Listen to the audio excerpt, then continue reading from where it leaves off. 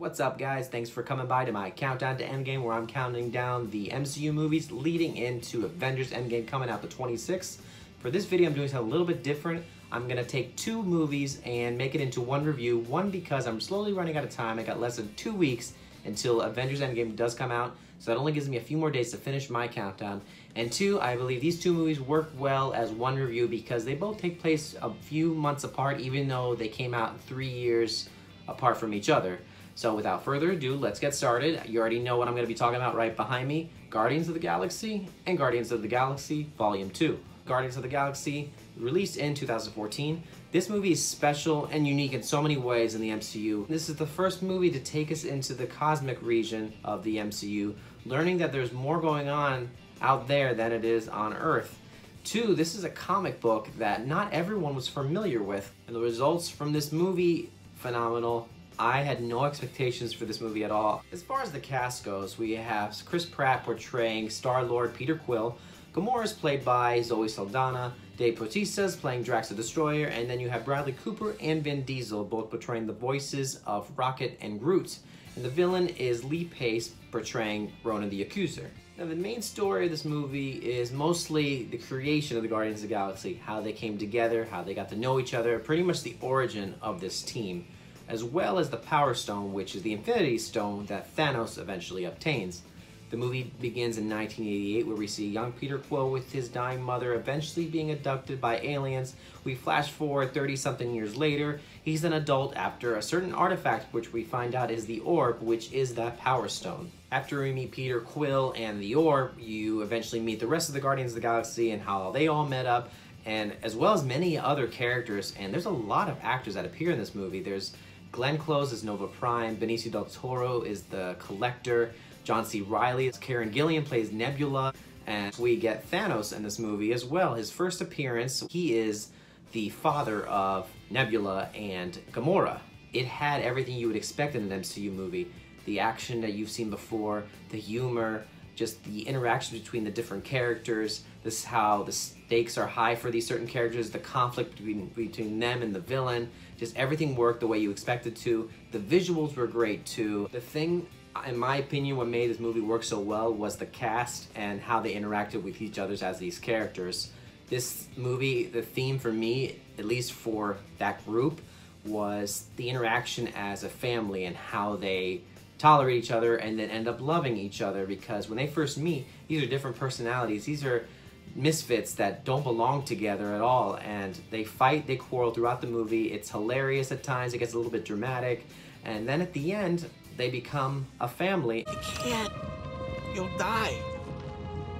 Why are you doing this? Why?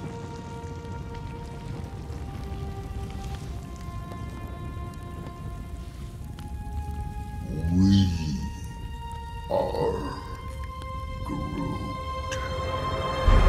It really does connect to the rest of the MCU, and of course to Endgame, not only because Thanos is in this and not only because there's an Infinity Stone, but this is the beginning of the cosmic world that we will see eventually in Infinity War and Endgame, and it's a great foreshadowing. So I found this an interesting fact. When Vin Diesel was voicing for Groot, he apparently would say "I am Groot" in many different languages, just so overbroad anyone watching the movie that didn't understand English, they would hear Groot talk and it would still be Vin Diesel, just so they would recognize that it's still his voice. So even though Vin Diesel had an easy job of just saying "I am Groot" the whole time, it was cool that he would say it in those many different languages. All in all, great movie. I love everything about it. It's in my top 5 in my rankings for the MCU, and I love the music as well. I love that 70s and 80s vibe you get, and it's a trend they used again in Volume 2 as well as Thor Ragnarok. It just made it more fun. Just a great time at the movies,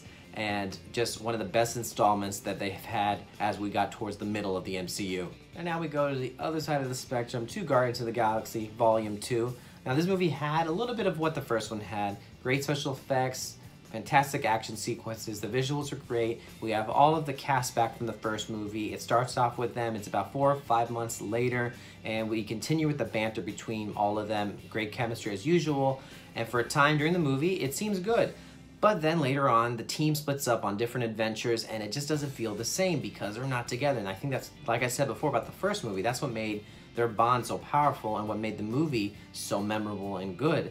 And with them doing that in this movie, that's why I didn't like it as much. And along with that, this movie doesn't involve or connect much to Endgame and Infinity War with the Infinity Stones as much as the first one did.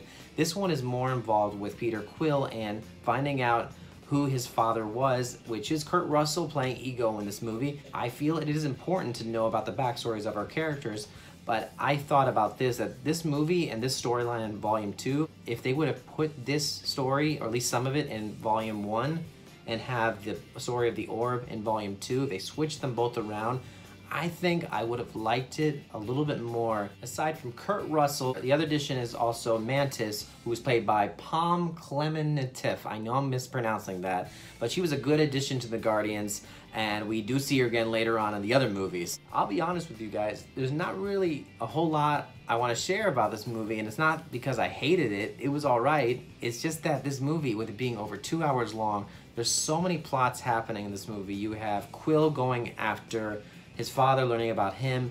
You have everyone still trying to kill each other. You have Rocket and Yondu on their own misadventure. There's this new alien race, the Sovereign race, that we learned about as well, which of course leads into one of the after credits where they find out that they have this other being that they're creating, which you find out it's Adam Warlock. It's a new type of birthing pod, man? That, my child, is the next step in our evolution. More powerful, more beautiful, more capable of destroying the Guardians of the Galaxy. I think I shall call him Adam. I think the problem was with this movie is that they overstuffed it with too many plots, and if they focused on one or two things, I would have felt differently about this movie. It's just with so much going on and it dragging so slowly, it left a dissatisfying taste in my mouth. But in regards to this movie connecting to the rest of the MCU or Endgame, not much else, like I said before, other than the fact of Adam Warlock, which I mentioned already, because he's a character that we're probably going to see in the Phase 4. So when talking about both movies, what I loved about it, the soundtrack is great. The visuals and special effects are great. The action sequences, the lighting and the color, I love it all. It was well done. And the characters are great as long as you can keep them together. Those Guardians of the Galaxy, that's where the real magic happens, when they're together. And that's where I think backfired in the second movie. Now, James Gunn has been rehired to direct Volume 3, something I'm really glad that Disney decided to do. And when he does Part 3, I hope that he uses the same elements that he used in the first movie to incorporate into the third one, and I think it will work. Granted, probably a lot of people do like Volume 2. As I said before, it's not the worst movie in the MCU. I just feel some things that they had in the first one were lost into Volume 2, and James Gunn, he's a great director. I just feel like maybe he got a little overzealous and went all out. But anyways, guys, share with me your thoughts on the Guardians of the Galaxy. Do you like 2 more than 1, or vice versa? Are you looking forward to Volume 3? Share your thoughts below in the comments. I love to hear everyone's opinions because everyone has a different opinion, and that's where the real conversation comes in. Don't forget to like and subscribe. Next video I'll be doing will be Avengers Age of Ultron. Hopefully I'll be able to get that up as soon as possible. I'm almost done. I gotta get this out as soon as possible before Endgame comes out. It's gonna be here before you know it. Y'all have a good week. I'll see you at the movies.